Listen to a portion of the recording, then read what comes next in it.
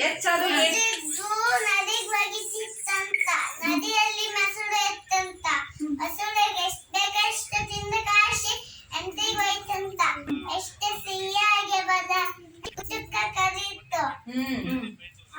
ಅವಾಗ ಏನ್ ಮಾಡ್ತದ ಕೋತಿ ಅವ್ರ ಮನೆಗೆ ಊಟಕ್ಕೆ ಕರಿತಿ ಅಂತ ಊಟಕ್ಕ ಕರೀತಂತ. ಮೊಸಳೆ ಕೂಡ ಊಟಕ್ಕೆ ಅವ್ರ ಮನೆಗೆ ಹೋಗುತ್ತ. ಮೊಸಳೆ ಅವರು ಊಟಕ್ಕ ಮನೆಗೆ ಹೋಗ್ತಾ. ಅರ್ಧ ನದಿಯಲ್ಲಿ ಹೋಗಿದ್ದು ಏನ್ ಹೇಳ್ತಾ ಮೊಸಳೆ?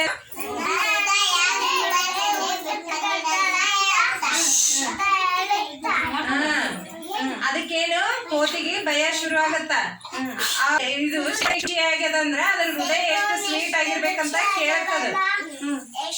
ಕೇಳ್ತದ. ಅವಾಗ ಏನು ಕೋತಿ ಶುರು ಆಗತ್ತ.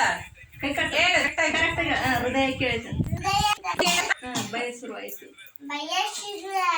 ಅವಾಗ ಏನ್ ಉಪಾಯ ಮಾಡ್ತದ ಕೋತಿ? ನನ್ನ ಹೃದಯ ಬಿಟ್ಟು ಬಂದಿದ್ದೆ. ಯಾ ಗಿಡದೊಳಗ ಬಿಟ್ಟು ಬಂದಿನಿ ಅಂತ ಹೇಳ್ತದ. ಒಳ್ಳೆ ಎಲ್ಲಿ ಕರ್ಕೊಂಡ್ ಹೋಗುತ್ತದ ಮತ್ತ ನದಿ ಪಕ್ಕದಲ್ಲಿ. ಅವಾಗ ಏನ್ ಮಾಡುತ್ತ ಕೋತಿ ಅಲ್ಲಿ ಹೋಗಿ ಗಿಡ ಏರಿ ಏನ್ ಮಾಡ್ತ? ಸೇಬು ಹಣ್ಣಿನ ಗಿಡ ಏರಿ ಜಂಗನೆ ಹಾರಿತು.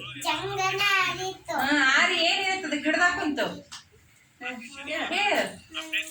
ನಿಮ್ಮ ದುಷ್ಟರ ಸವಾಸ ನಮಗೆ ಬೇಡ. ಈ ಸ್ಟೋರಿ ನಿಮ್ಮ ದುಷ್ಟರ ಸವಸ ಬೇಡ. ಬಾಯ್ ಬಾಯ್ ಅಂತ ಹೇಳ್ತದ. ಬಾಯ್ ಬಾಯ್. ಈ ಸ್ಟೋರಿಯಿಂದ ಏನ್ ತಿಳಿದು ಬರ್ತದ? ದುಷ್ಟರಿಂದ ದೂರವಿರಬೇಕು. Very good. ಎಲ್ಲರೂ